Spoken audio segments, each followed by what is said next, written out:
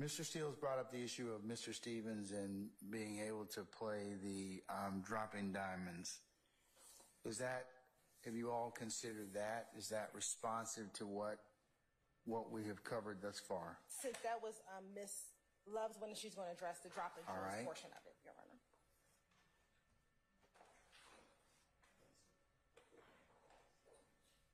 Thank you, Your Honor, and good afternoon. Good afternoon. Mr. Steele's presentation of the case law that he gave to the court earlier today in no way changes the court's analysis of whether or not he's allowed to play his client's song.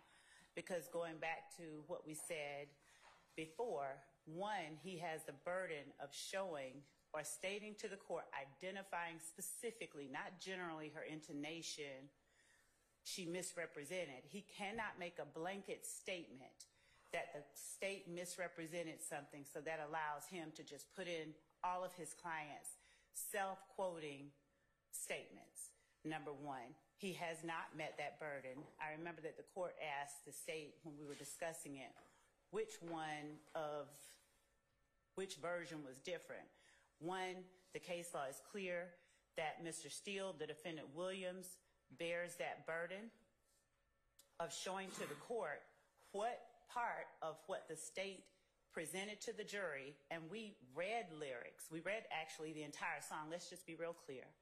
We didn't leave out anything and we did not misquote anything. The defendant bears the burden of showing to the court what was misquoted or what was misrepresented or what was taken out of context. Then he bears the burden of showing to the court what the right statement was. So in other words, he's arguing that we misrepresented his client's mindset. We didn't represent his client's mindset, and what he is attempting to do is to try and present his version of evidence of his client's mindset, which is why the rule was invented, because that would keep us from being able to cross-examine his client if he did it without putting his client on the stand.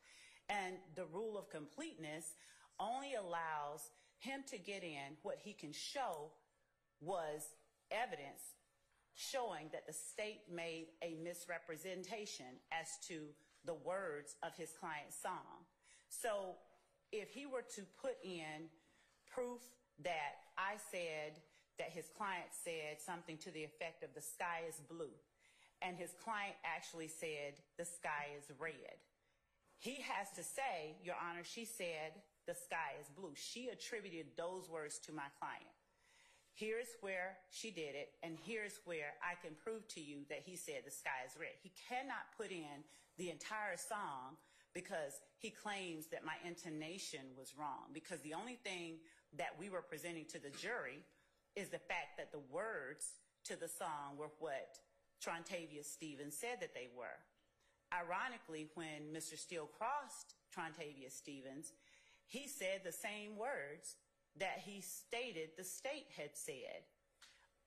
So Mr. Steele, one, the defendant Williams, one, has not shown to the court, has not even offered to anyone any misrepresentation of the words to the song that were made to the jury. And so if he does that, and if he can show where he can in turn fix that misrepresentation, he can show a line. He is only entitled to show the line. I didn't play a version of his song. I didn't put in a video. I asked the witness words.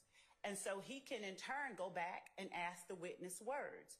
The rule of completeness does not allow him to go and put in that video, which is in itself a self-quoting statement that the state, number one, didn't put in.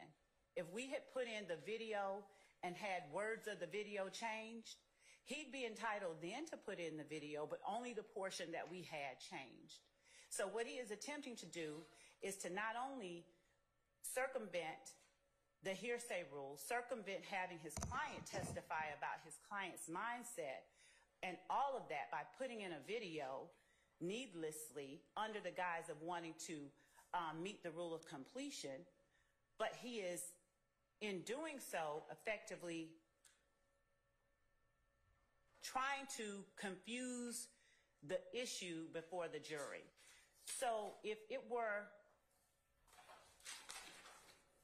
if we're focusing on what the state said, because that's all that we did, we read the lyrics, and that is what he is contesting, he at the most, one, should be required to identify the lyrics that the state read wrong. Two, in turn, have a witness testify about what those lyrics actually are. What he is doing is wanting to put up a video of his client singing in a concert and a venue and confusing the issue because the state didn't present a video. So there's no issue about a video. He would have to show what lyric we said wrong, and then he's only entitled to give to the jury, state to the jury that lyric. And so this video is an entirely separate and different conversation, piece of evidence, statement, self-quoting statement that his client has made. And therefore, as we said to the court earlier, under 24A801, it's hearsay and it's inadmissible under 24A802. And Your Honor, also I'll say that the case law that Mr. Steele put forth to the court today, I read those cases. Ms. Hilton is right. If we were sitting here and we were introducing, if I played portions of the defendant Williams, a statement that he made, I introduced the statement and played half of it. It's a statement. It's a self-contained statement, and I let the jury hear half of it. The rule of completeness would only allow him to play the rest of the statement. It doesn't allow him to go out and get another interview that the defendant gave on another occasion that he claims effectively explains or shows what he really meant in this interview as part of the rule of completeness. And just to talk about the policy considerations of the rule of completeness, when self-quoting statements are entered by a defendant or by a party, it effectively strips the right of the opposing party to cross-examine the defendant about whatever it is that they're saying. And so in this instance, again, there's nothing that he is rebutting. There's nothing that he is correcting by putting in a video of his client singing the song when we never put in music. We never put in a video. It doesn't, the rules don't allow him to do what he's trying to do. Well, you quoted his... I quoted, and he has to tell you what I quoted wrong. And he has not done that. He has not done any of that. He's not even tried to do that. And I didn't say anything wrong. That's why he can't tell you what I said wrong. All right. Okay. All right. I'll hear from Mr. Steele in terms of that issue. And yes, ma'am. Were you going to say something else? I was just going to say that simply stating that her intonation or that she left out something is insufficient. He has to show... With particularity. Thank you. Okay. All right, Mr. Steele? 1 second, Your Honor. Sure, while you're doing that, let me go ahead and call out our jurors, okay?